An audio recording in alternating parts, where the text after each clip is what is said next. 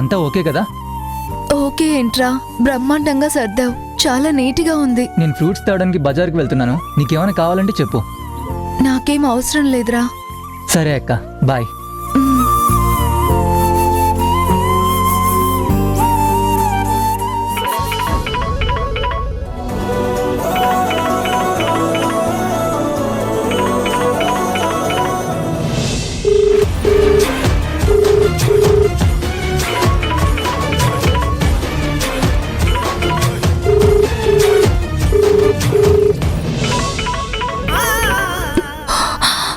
ఇప్పటిదాకా తన గురించి ఆలోచించి ఇప్పుడు తను ఫోన్ చేస్తే తీయాలా వద్దా అన్న ఆలోచన ఏంటి? పిచ్చితనం కాకపోతే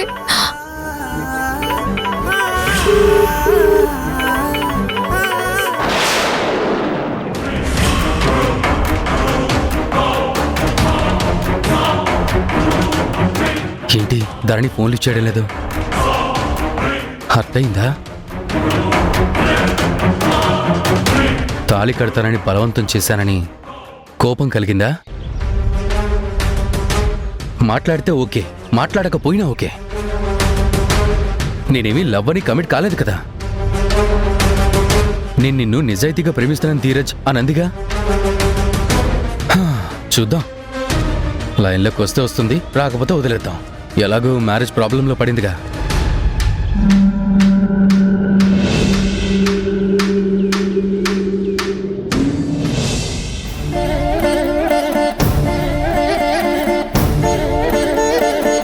కాల్ కట్ చేశాడేంటి? వెంటనే ఆన్సర్ చేయలేదనా? మళ్ళీ చేస్తాడేమో. ఈసారి రింగ్ అవ్వగానే ఆన్సర్ చేయాలి.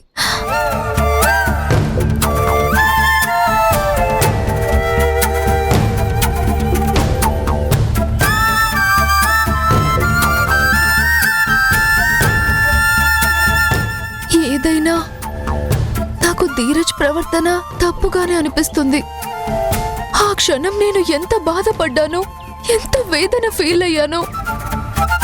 ఎందుకంత మొండిగా తాళి కట్టాలని నా వెంట పడ్డాడు?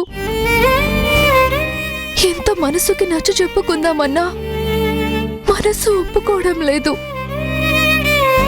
కోపంగానే ఉంది. కానీ అసలేంటి తన ఉద్దేశం? ఒకసారి తెలుసుకోవాలి.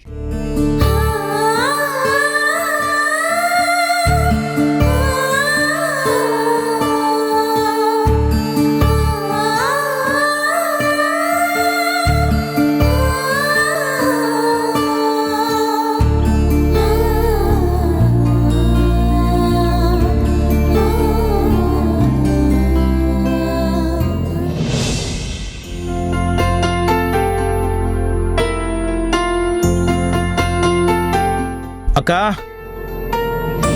అక్క, బాగా ఆకలిగా ఉంది. ఏదైనా టిఫిన్ చేసి పెట్టొచ్చు కదక్కా.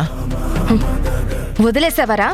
పూర్తిగా సిగ్గు, శరం, మానం, అభిమానం, రోషం, పౌరుషం సమస్తం వదిలేసావా? నిన్ను కొంతకాలం ఎవరికి కనపడకుండా ఎటైనా వెళ్లి చావరా అని నెత్తి కొట్టుకుని చెప్పి చచ్చాను. అయినా దిష్టి పళ్ళెం ఒకటేసుకుని నరదిష్టి మొహల్లా మళ్ళీ తగలబడ్డావా? పైగా ఆకలి టిఫిను అంటూ వచ్చావా? నీకు పెట్టాల్సింది టిఫిన్ కాదురా, ఇంత కాలకోట విషం. అప్పుడు గాని దరిద్రం వదిలిపోదు. అంతేలే అక్క, అంతే అంతే. నీకు అవసరం ఉన్నప్పుడు తమ్ముడు బంగారం. నీ బేరం నువ్వు కుదుర్చుకున్నాక నాకు విషం పెట్టి చంపాలనుకోవడం. అయినా ఇప్పుడు ఏమైందక్క? దాన్ని కిడ్నాప్ చేసింది నేనే అని తెలిసి చస్తుందేమోనని పారిపో అన్నావు గాని అది గుర్తుపట్టలేదు కదా. పడుతుందా లేదా అనే కదా నేను పల్లెం వేషంలో వచ్చింది. నన్ను గుర్తుపట్టలేదు, ప్రాబ్లం లేదు. ఇంకా ఎందుకక్క నా మీద నోరు పారేసుకోవడం, విషం పెట్టాలనుకోవడం? ఊరికే టెన్షన్ పడకుండా కాస్త భయం తగ్గించుకొని నాకు టిఫిన్ చేసి పెట్టు. ఆహా, అలాగా? ఎంతైనా నువ్వు తెలివైన వాడివిరా తమ్ముడు. అయినా టిఫిన్ చేసి పెట్టడం లేట్ గాని ఇందాక తిందామని తెప్పించుకున్న మసాలా దోశ ఉంది, తింటావా? నువ్వు సూపర్ అక్క.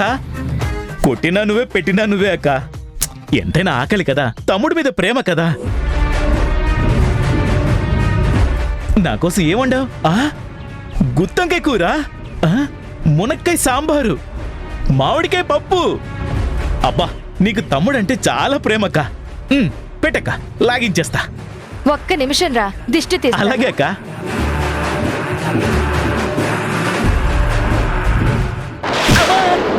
అక్క అక్క అక్క ఎందుకు కొడుతున్నావు అక్క? అక్క దెబ్బ తగులుతుందక్క. అక్క అక్క అక్క టిఫిన్ పెట్టమంటే నన్ను కొడుతున్నావేంటక్క? అక్క అక్క తమ్ముడు కొడితే పాపం తగ్గుతుందక్క. అక్క అక్క ప్లీజ్ అక్క. అక్క అక్క అక్క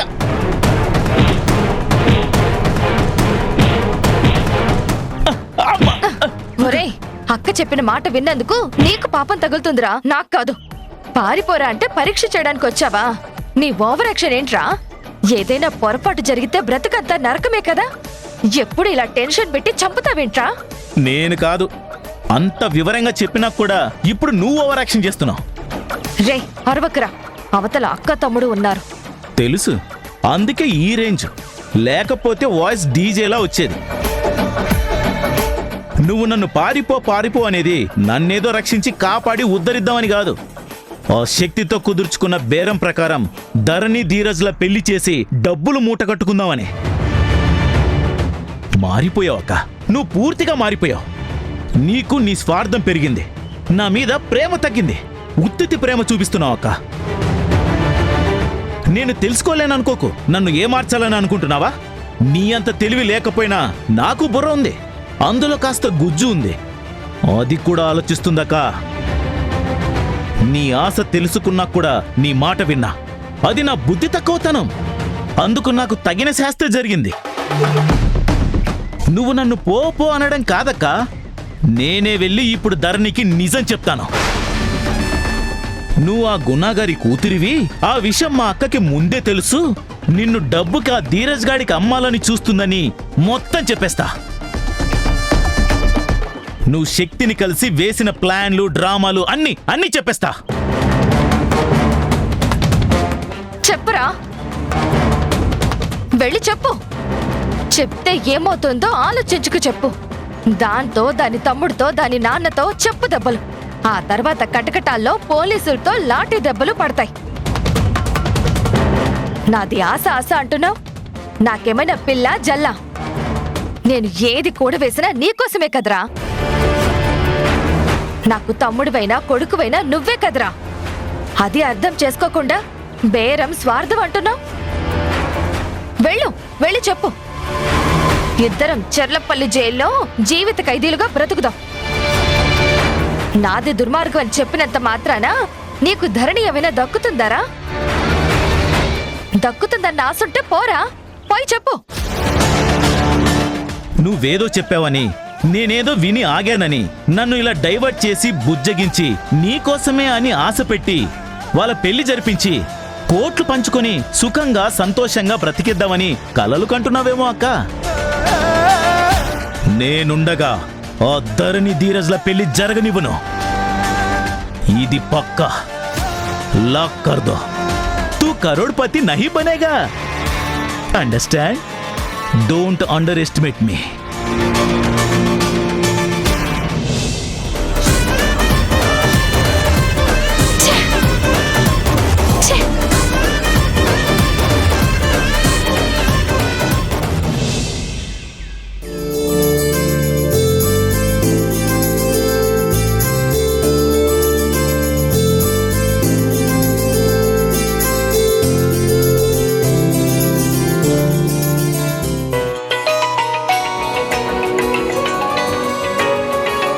ఏంటి గుణ ఏ టైంలో ఫోన్ చేస్తున్నాడు? హాస్పిటల్కి వెళ్ళలేదా? హలో గుణ, చెప్పు. ఎక్కడున్నావు జనని? ఎక్కడుంటాను, ఇంట్లోనే ఉన్నాను. చెప్పు, ఏంటి ఫోన్ చేసావు? ఏంటో జనని, ప్రతి క్షణం ధరణి గురించిన ఆలోచనలే వస్తున్నాయి. తన ముందు నాకు మంచి అమ్మాయిగా పరిచయం, చూడగానే ఒక చిన్న ఎఫెక్షన్ ఏర్పడింది. కారణం ఇప్పుడు నిజం తెలిసిన తర్వాత అర్థమైంది. కానీ నువ్వు చాలా తప్పు చేసావు జనని. తప్పు చేశానా? ఏం తప్పు చేశాను గుణ? నిజం చెప్పకపోవడం, నీలో నువ్వు దాచుకొని మదనపడ్డం. ఎప్పుడైతే మనకి కన్న కొడుకు కూతురు ఉన్నారని తెలిసిందో అప్పుడే నాకు తెలుసుంటే ఈ సిచ్యువేషన్స్ అన్నీ వేరేలా ఉండేవి. ఇప్పుడు ధరణికి పరిస్థితి వచ్చేదే కాదు. నేరుగా వెళ్ళి మా పిల్లలు మారారండి, వీళ్ళు మా పిల్లలు అని ప్రతాప్ గారితో జరిగిందంతా చెప్తే మరో రకంగా ఉండేది కదా. ఆలోచించు జనని, నువ్వు నిజం దాచి నలిగిపోయావే కాని ఏం సుఖపడ్డావు, ఏం సంతోషపడ్డావు?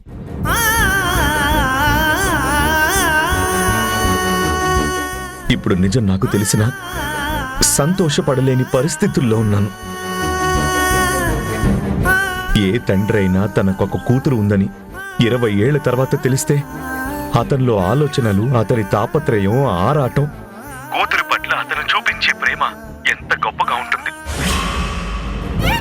అమ్మా, నేనమ్మా మీ నాన్నని అంటూ ప్రేమగా ఆప్యాయత చూపిస్తూ పలకరిస్తూ తన కూతుర్ని గుండెలకి హత్తుకునే క్షణంలో అనుభవించే ఆనందం మాటల్లో చెప్పలేనిది.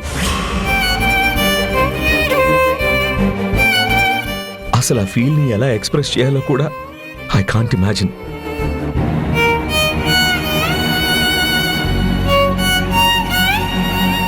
నవ్వుతూ పలకరిస్తూ తన ఆలోచనలేంటో తెలుసుకోవడం, భవిష్యత్తు ప్రణాళిక కోసం తనతో ఎంతో సంతోషంగా మాట్లాడుతూ మిస్ అయిన రోజుల్ని 24/7 కన్న కూతురు కొడుకుతో గడిపే ఆ క్షణాలన్నీ దూరం అయిపోయాయి కదా. ఇప్పుడు ఏ పరిస్థితుల్లో తనని కలవాల్సి వచ్చింది? కన్న కూతురు అని తెలిసిన తర్వాత తనని ఎటువంటి దుస్థితిలో చూడాల్సి వచ్చింది? ఎవరి దుర్మార్గానికో గాయాలయ్యి నిర్జీవంగా స్పృహలేని పరిస్థితిలో పడుంటే ఒక డాక్టర్ పేషెంట్ని చూసినట్టే చూశాను, కానీ కన్న కూతురిగా ఎలా చూడగలుగుతాను చెప్పు? ఆ క్షణం ఎంత భావోద్వేగానికి గురయ్యానో, ఎంత భయంకరమైన బాధ గుండెల్లో అనుభవిస్తూ వైద్యం చేయాల్సి వచ్చిందో తెలుసా? అలాంటి పరిస్థితి పగవాడి కూడా రాకూడదు జనని. ఓ తండ్రి తన కూతుర్ని ఎటువంటి పరిస్థితుల్లో చూడకూడదో ఆ పరిస్థితుల్లోనే చూడాల్సి వచ్చింది. అది తప్పు కాదా? అది నీకు తప్పనిపించట్లేదా? సంతోషంగా అందరం కలవాల్సింది ఇటువంటి కష్టకాలంలో కలవాల్సి వచ్చిందే. రేపు మీకు నిజం తెలిసిన తర్వాత నాతో ఎందుకు చెప్పలేదు అని ధరణి అడిగితే నువ్వేం సమాధానం చెప్తావు?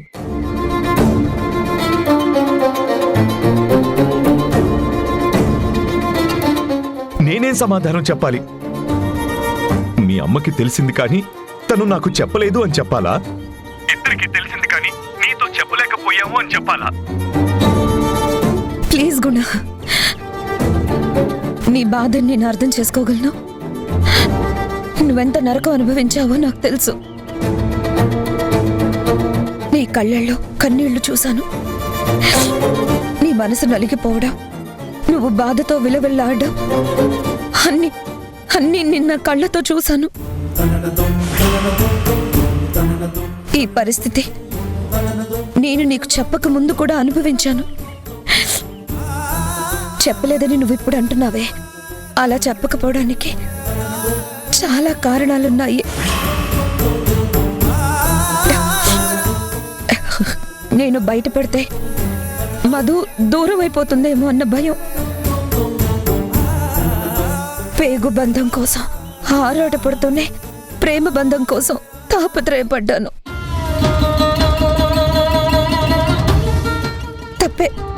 తప్పే కావచ్చు, తప్పే అని నా మనసు చెప్తూ ఉంది. మా అమ్మ కూడా హెచ్చరించింది. కానీ తప్పనిసరి పరిస్థితి.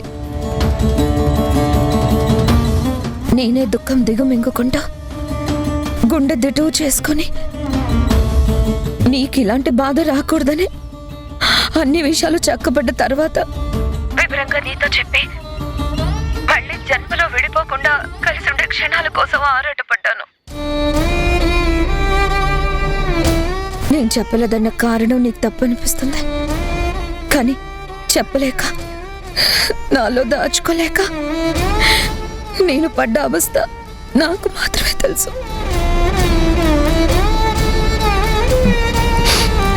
సరే, నేనేదో బాధ భరించాను కాబట్టి నీతో అలా అన్నాను. నువ్వేం ఫీల్ అవ్వకు.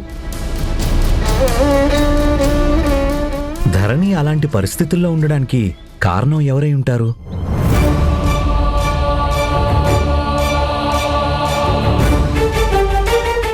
దాని గురించి ఖచ్చితంగా ఎంక్వైరీ చేయాలి.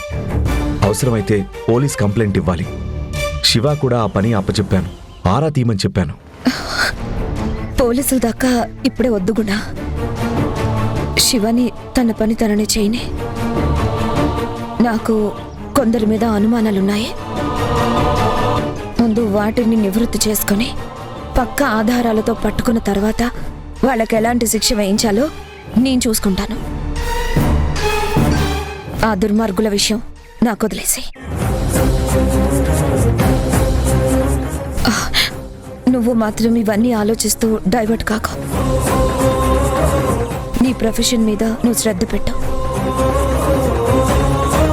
ఈరోజు హాస్పిటల్కి నువ్వు వెళ్ళడం లేదా? అదేం లేదు, బయలుదేరదాం అనుకున్నాను. ఇంతలో ఎందుకో నీకు ఒకసారి ఫోన్ చేద్దామని ఫోన్ చేశాను. సరే గుణ, వాళ్ళ గురించి నేను ఆలోచిస్తాను, కానీ నువ్వు కూల్గా ఉండు, ఓకేనా? సరే.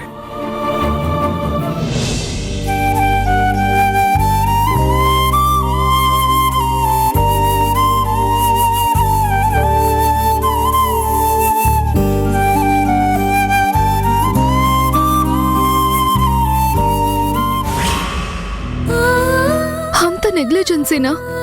నేనంటే మరీ అంత లెక్కలేదా? నేను ఇష్టపడుతున్నానని తెలుసు కదా, అందుకే చులకననుకుంటా. తాలి తాలి అని ఫోర్స్ చేసింది తనేగా. అసలు నేను హాస్పిటల్ పాలవ్వడానికి ఒక రకంగా ధీరజ్ నన్ను బయటికి తీసుకెళ్లడమే కారణం. చూడడానికి రాలేదు. బిజీ అయితే కావచ్చు, కానీ మరి నన్ను చూడలేనంత బిజీనా? అయినా నా సిచ్యువేషన్ తెలీదా? ఫోన్ చేయగానే టక్కున ఆన్సర్ చెయ్యాలా? అంత బెట్టా నేనే చెయ్యాలా? చేస్తే గెలిచినట్టు ఈగో సాటిస్ఫాక్షనా?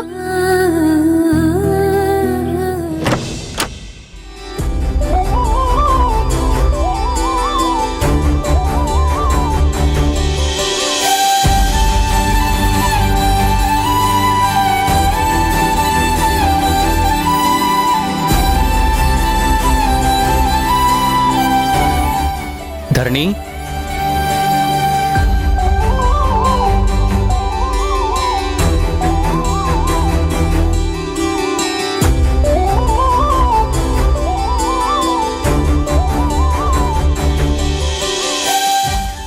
ధరణి ఆగు. ధరణి, అదేంటి ధరణి, నిన్ను పలకరించడానికి వస్తే నువ్వు అలా చూసి చూడనట్టు వెళ్ళిపోతున్నావు? ఫోన్ చేసినా ఆన్సర్ చేయలేదు.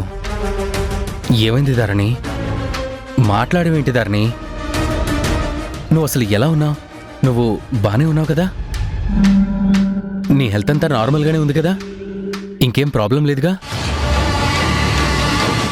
ఏమైంది ధరణి? నేను నిన్ను చూడ్డానికి రాలేదని కోపం వచ్చిందా నీకు? నేను నిన్ను చూడ్డానికి రాకపోవడానికి కారణం నీ మీద ప్రేమ లేక కాదు ధరణి. నీ క్షేమం కోరి కొండగట్టు ఆంజనేయ స్వామికి 108 ప్రదక్షిణలు చేయడానికి వెళ్ళాను. మళ్ళీ అనారోగ్యం నీ దరిదాపుల్లో కూడా రాకుండా చూడమని వేడుకోవడానికి వెళ్ళాను.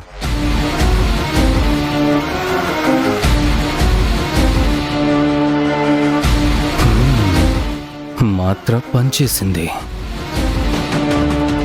నువ్వు స్పృహలో లేవని తెలిసి నేను వెళ్ళని గుడి లేదు, మొక్కని దేవుడు లేడు. ఒక్కటి మాత్రం నిజం ధరణి, నీకీ పరిస్థితి తెచ్చిన వాళ్ళు ఎవరో తెలుసుకొని తీరతాను. వాళ్ళెవరో తెలిసాక జన్మంతా గుర్తుండిపోయేలా శిక్షించకుండా వదలను. రేయ్, కోపం పెంచరా, రెచ్చిపో. టోటల్గా జరిగింది మర్చిపోయి ఫ్లాట్ అయ్యొచ్చి నీ గుండెల మీద వాలేలా నటించు, మెప్పించు. వాళ్ళకి జీవితం మీద విరక్తి కలిగేలా నేను పనిష్మెంట్ వేస్తాను. నువ్వెవరో, నీ వెనక ఎవరున్నారో తెలిసొచ్చేలా చేస్తాను ధరణి. నీకోసం ధీరజ్ అనేవాడు ఒకడున్నాడు. ప్రాణానికి ప్రాణం ఇచ్చేవాడు ఉన్నాడని అర్థమయ్యేలా చేస్తాను. ఒక విధంగా ఇలా జరగటానికి నేను నిన్ను బయటికి తీసుకెళ్లడమే కారణం అనుకుంటా ధరణి. ప్లీజ్ నువ్వు మాత్రం ఫీల్ అవ్వకు. నన్ను ముట్టుకోవద్దు ధీరజ్. ఎవరైనా చూస్తే బాగోదు. అబ్బో తక్కువేం లేదే, చాలా బెట్టు చేస్తుంది. చూస్తా ఎంతసేపు మెయింటైన్ చేస్తుందో. బిల్డప్ ఇచ్చిన కొద్దీ యాక్టింగ్ ఇరగదీస్తా, డోసు పెంచుకుంటూ పోతా.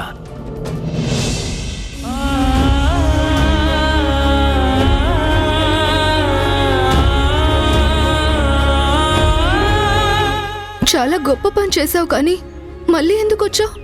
వెళ్ళు. నీ కోపం వెనుక రీజన్ అర్థమైంది Dharani. I'm sorry, I'm very very sorry. ఆ రోజు నిన్ను పెళ్లి చేసుకుంటా, నీ మెళ్ళో తాళి కడతానని నేను బలవంతం చేశాననేగా నీ కోపం. అందులో నాకున్న స్వార్థం నువ్వు నాకు దూరం కాకూడదనే ధరణి. ఇదిగో ఇలా మళ్ళీ మళ్ళీ మన పెళ్లి వాయిదా పడకూడదనే.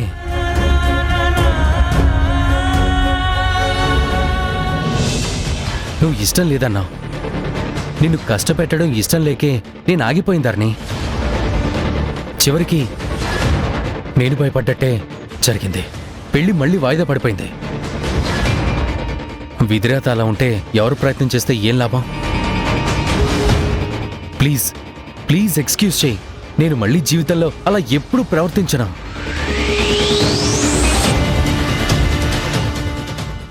ఆ వాయిదా పడ్డ పెళ్ళేదో జరిపించేస్తే అయినా జననికి మీరు సంబంధం కుదుర్చుకున్న దగ్గర నుంచి ధరణిని ధీరజ్కి ఇవ్వడం ఇష్టం లేదు.